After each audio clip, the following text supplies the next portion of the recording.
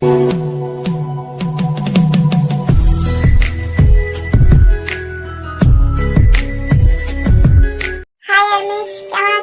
করছি সবাই ভালো আছো। আমি অনেক ভালো আছি।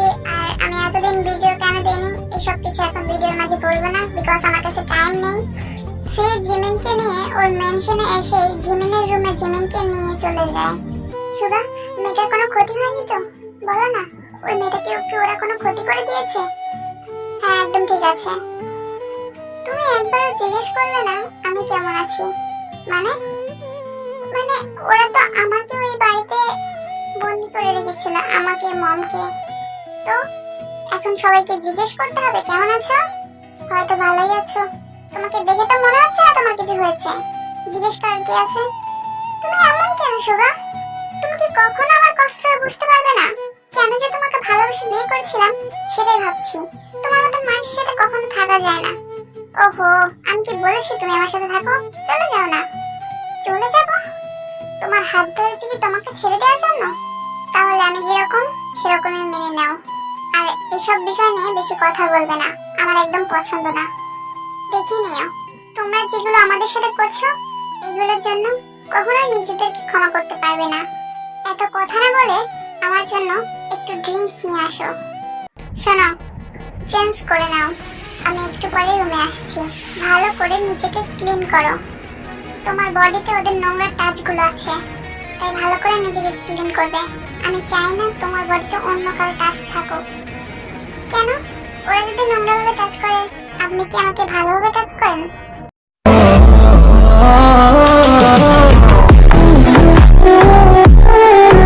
আমি তোমাকে কিনে নিয়েছি, আমি তোমার ওনার। তাই এটুক মনে রাখবে, তোমার উপরে আমার পুরো অধিকার আছে। টাচ করব, যা ইচ্ছা তাই করব, সেটা তুমি বলতে পারবে না, বিকজ আমি তোমার মালিক। আর আমি আমার জিনিসের উপরে অন্য কারো টাচ একদম পছন্দ করি না। তাই নিজেকে রেডি করো, আমি একটু পরে রুমে আসছি। কিসের জন্য রেডি করবো আমি? আমি এসব করতে পারবো না, আমি এখান থেকে চলে যেতে চাই। বড় বড় কথা বলছো দেখছি, সাহসটা বেশি হয়ে গিয়েছে। এত সাহস কোথা থেকে পাচ্ছ? তুমি ভালো করে জানো, তোমার ইচ্ছা হোক বা না হোক, এই বাড়িতে তোমার থাকতেই হবে।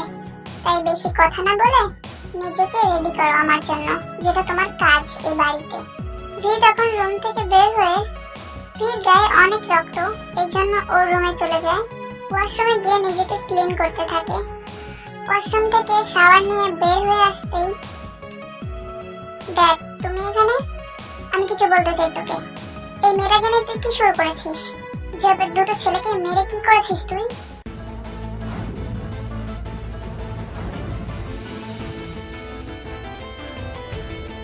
আমার জিনিসের উপর হাত দিলাম, এটাই করি। জিনিস? তুই কি পাগল হয়ে গিয়েছিস?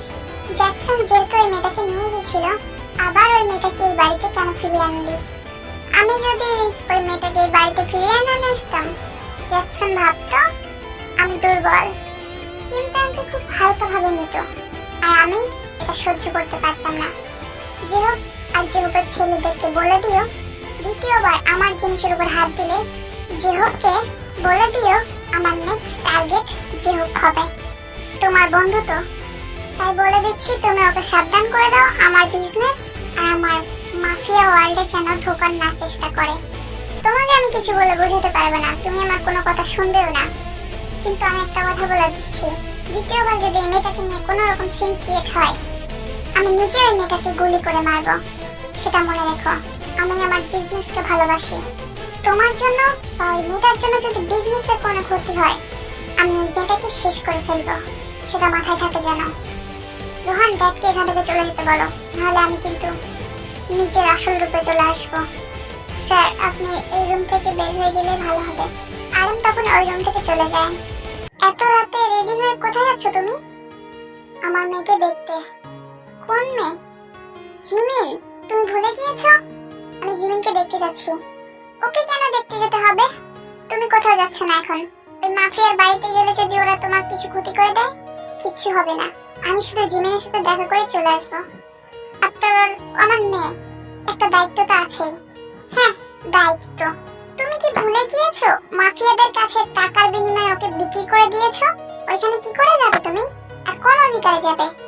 আমি তো ওকে ফিরিয়ে আনতে যাচ্ছি না, শুধু ওর সাথে দেখা করতে যাচ্ছি। হয়তো আমাদেরকে মিস করছে, আর আমি চাই ওর সাথে দেখা করে আসতে। ও হয়তো এতদিন সত্যিটা জেনেও গিয়েছে যে আমি ওকে বিক্রি করে দিয়েছি। নিজের উপরে অপরাধ বোধ ফিল করি। তোমার জন্য শুধু এগুলো করতে হয়েছে, না হলে আমি কখনোই জিমিনকে এভাবে বিক্রি করে দিতাম না। হয়েছে, ভালো মানুষ শাস্তি হবে না। আমি তোমাকে ওইখানে যেতে দেবো না। ওই মাফিয়াটা অনেক খারাপ, যদি তোমার কোনো ক্ষতি করে দেয় এই জন্য ওইখানে একদম যেতে পারবে না। আমি চাই না তোমার কোনো ক্ষতি হোক। তোমার ক্ষতি হয়ে গেলে আমাদেরকে কে দেখবে? আর যদি তুমি বাড়ির বাইরে পা রেখেছ তাহলে কখনোই বাড়ির ভেতরে ঢুকতে পারবে না। এবার বুঝে নাও কি করবে। তুমি না আর কখনো ভালো হলে না। রাতে জিমিন, ভি সবাই একসাথে ডিনার টেবিলে বসে। সুধা, তোমার ছেলেকে তুমি জাঙ্কুকের কাছে নিয়ে এসে দিতে পারো। এখন অনেকদিনই হয়ে গিয়েছে ওখানে আছে, আমি পারমিশন দিয়ে দিয়েছি। কিন্তু জাঙ্কুককে বলে দিও কখনো যেন আমার মুখে মুখে কথা না বলতে আসে, নাহলে আবার আমি এটাই করব। না ভি, আমি কখনোই তোমার মুখে মুখে কথা বলবো না। তুমি শুধু আমার ছেলেটাকে আমার কাছে এনে দাও। জিমিনের ডিনার করা শেষ হয়ে যেতে জিমিন ডিনার টেবিল থেকে উঠতেই মাথা ঘুরে নিচে পড়ে যায়। জিম গিয়ে জিমিনকে ধরে ফেলে। জিমিন, কি হলো? জিমিন, এই মেয়েটার আবার কি হলো? এই মেয়েটা জবে থেকে এসেছে, কিছু না কিছু এই মেয়েটার সাথে হচ্ছেই। ইউনা, ডক্টরকে এখানে আসতে বলো। এই জিমিনকে কোলে করে নিয়ে ওর রুমে চলে যায় আর বেডের উপরে শুয়ে দিয়ে বলে, আমি 5 মিনিট টাইম দিলাম, তার মধ্যে বলুন কি হয়েছে এই মেয়ের। কি হয়েছে ডক্টর? এই ডক্টর, কথা বলছিস না কেন? মুখের মধ্যে কি অন্য কিছু দিতে হবে? না মানে স্যার। এই ডক্টর, আমতা আমতা না করে আসল কথা বল, না হলে এক্ষুনি মেরে ফেলবো। স্যার, আসলে মেয়েটা প্রেগন্যান্ট। মাথা। জিমি চোখ খুলতেই দেখে ওর পাশে ভি বসে আছে। আমি এখানে কি করে আসলাম? এটা কি করে সম্ভব? কি করে সম্ভব? তোমার জায়গায় কোনো অন্য মেয়ে থাকলে এতক্ষণে তার লাশ ফেলে দিতাম আমি এখানে। কি করে এটা হলো? জিমিন ভিকে দেখে ভয় পাচ্ছিল। ভি রেগে চোখ মুখ লাল হয়ে গিয়েছে। ফির আমি কি করেছি? এইভাবে রেগে যাচ্ছেন কেন আপনি? তুমি কি করনি? এই মেয়ে প্রেগন্যান্ট কি করে হলো তুমি?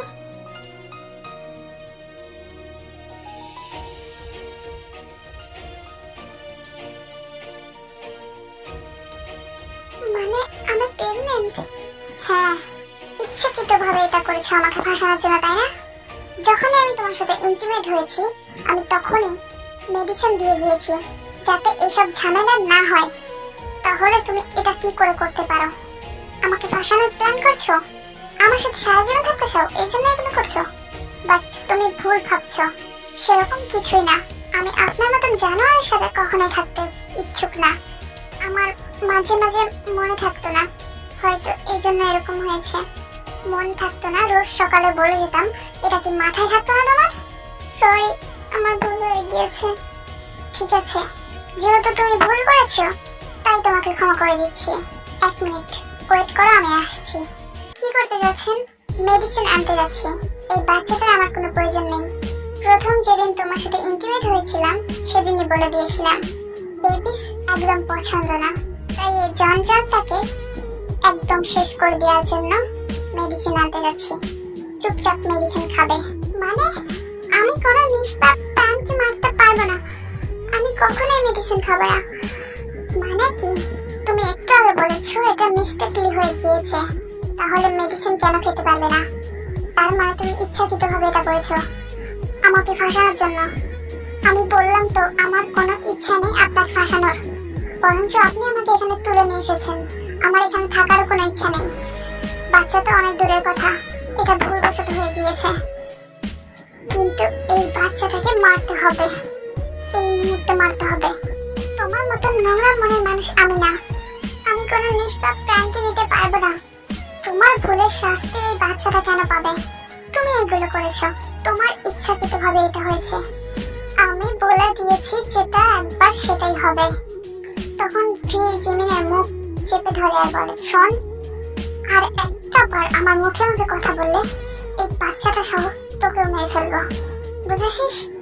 যেটা বলেছি সেটা করবি। আমি এক্ষুনি আসছি, আর আমার কথা নড়চড় হবে না একদম, বুঝেছিস? এখানে বসে থাক, নাহলে এক্ষুনি মেরে ফেলবো তোদের দুটোকেই। এসব কি শুনছি আমি? ওই মেয়েটা প্রেগনেন্ট হয়ে গিয়েছে? কখনো তুমি এই ভুলটা করোনি ভি। আজকে কি করে এই ভুলটা হয়ে গেল? আমার মাথাটা এমনি গরম আছে। আর এই মেয়েটাকে নিয়ে আর এই প্রেগনেন্সি নিয়ে যদি দ্বিতীয়বার কোনো প্রশ্ন আমাকে কেউ করে, এই বাড়িতে না, এই ওয়ার্ল্ডে তার লাস্ট দিন হবে সেটা। বুঝে গেছো? কেউ এই বিষয় নিয়ে আর একটা কথা বলবে না। আমি সবাইকে খুন করে ফেলবো। এটা কি হচ্ছে মা? ওই মেয়েটা এরকম ভুল কি করে করলো? আজকে না জানি ভি ওই মেয়েটার সাথে কি কি করবে। আমার ওই মেয়েটাকে নিয়ে অনেক টেনশন হচ্ছে। ভি ওকে মেরে ফেলতে পারে, ওর যে রাগ। আর যখন শুনেছে মেয়েটা প্রেগনেন্ট, তখন তো হয়তো মেয়েটাকে মেরেওছেও। কি করবো আমরা? আমাদের কি করার কিছু আছে? আমাদের কথা কি শোনেও? আর এই মেয়েটাও দেখছে অনেক জেদি, ওর কথা শুনছে না। আর বাচ্চাটাকে মারতে চাচ্ছে না, বলছে এই বাচ্চাটাকে মারবে না। কিন্তু আম্মু বাচ্চাটাকে না মারলে তো ভি ওকে মেরে ফেলবে। সেটাই তো। তখনই জিমিনের রুমে ভি যেতে থাকে।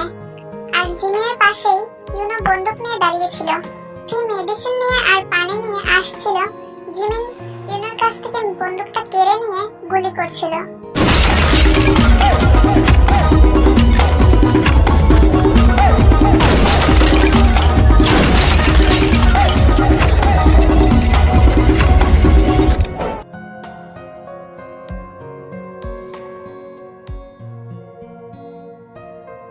এটা কি হচ্ছে? এত গুলির আওয়াজ কোথা থেকে আসছে? মেয়েটা কি সত্যি মেরে ফেলে না তো? জিমিনের কাছে গিয়ে ভি জিমিনকে থাপ্পড় মারতে থাকে আর বলতে থাকে, তোর সাহস কত বড়, আমার উপরে গুলি চালাস? আমি এই বাচ্চাটাকে মারবো না। আমি কিছুতেই এই মেডিসিন খাবো না। খেতে তো তোকে হবেই। ভি জোর করে জিমিনকে মেডিসিন খাইয়ে দেয়। মেডিসিন খাওয়ার পরে জিমিন ওইখানেই পড়ে যায়। আমার সাথে কেন এরকম করলে? আমি কোনো নিষ্পাপ প্রাণকে মারতে চাই না। আমি তোমাদের মতন পাপী হতে চাই না। এই বাচ্চাটার কি দোষ ছিল? কেন মারলে ওকে? আমি তোমার মতন মানুষকে ঘৃণা করি। আমার জীবনে তুমি এসে আমার জীবনটাকে শেষ করে দিয়েছো।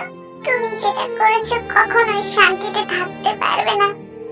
আমি বলছি, একদিন তুমি এগুলোর জন্য কান্না করবে। শোন, কখনোই ভুলে যাস না আমি তোকে ছেড়ে দেব।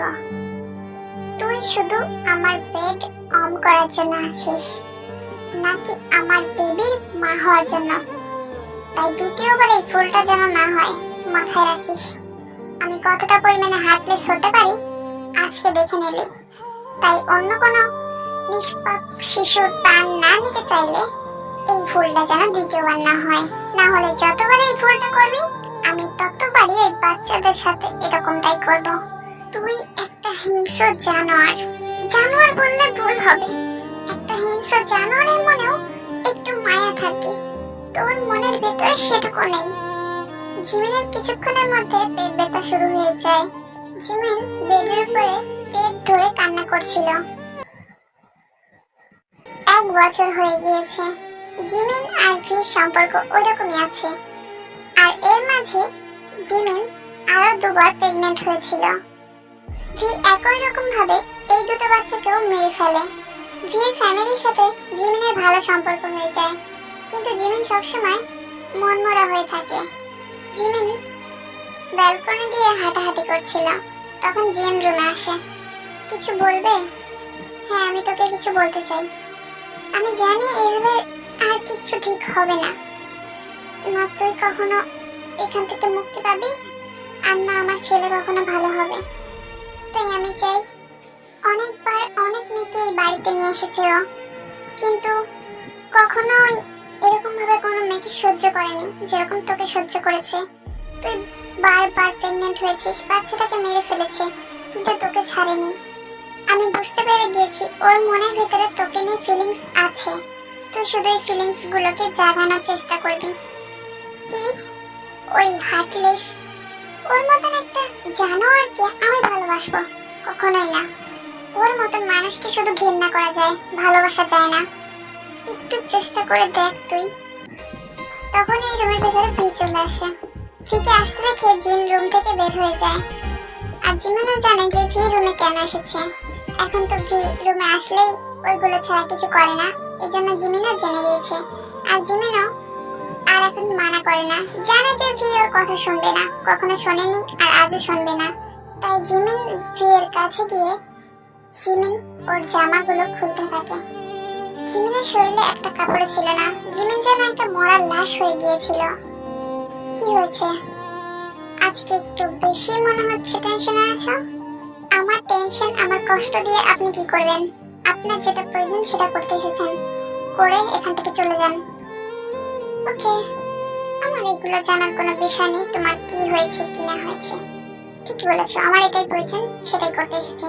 अभी जो बादल बरसे मैं देखूं तुझे आंखें भर के तुला दे मुझे पहली बारिश की दुआ।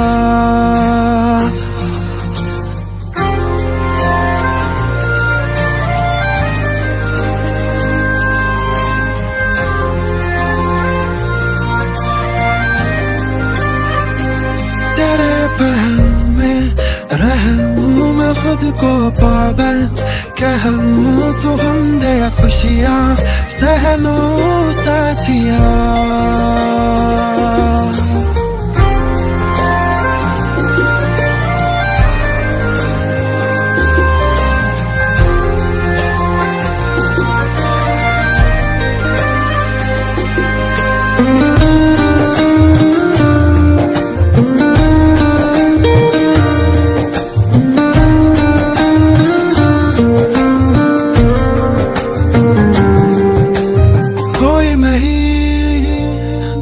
सिवा मेरा यहाँ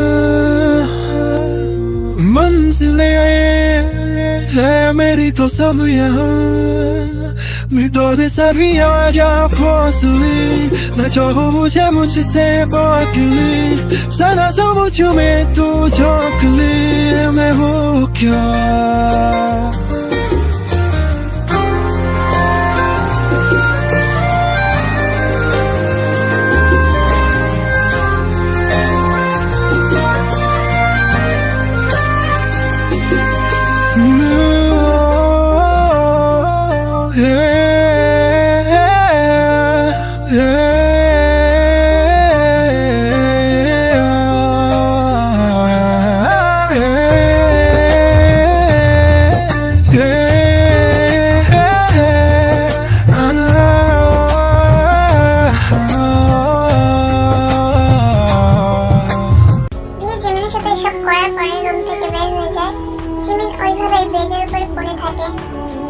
আমি আজকের জন্য এটুকুই। নেক্সট পার্টের জন্য অপেক্ষা করো, কমেন্ট করে বলো কিরকম হয়েছে। আর ভালো লাগলে চ্যানেলটাকে সাবস্ক্রাইব করে দিও। ভালো থাকো, নিজেদের খেয়াল রেখো।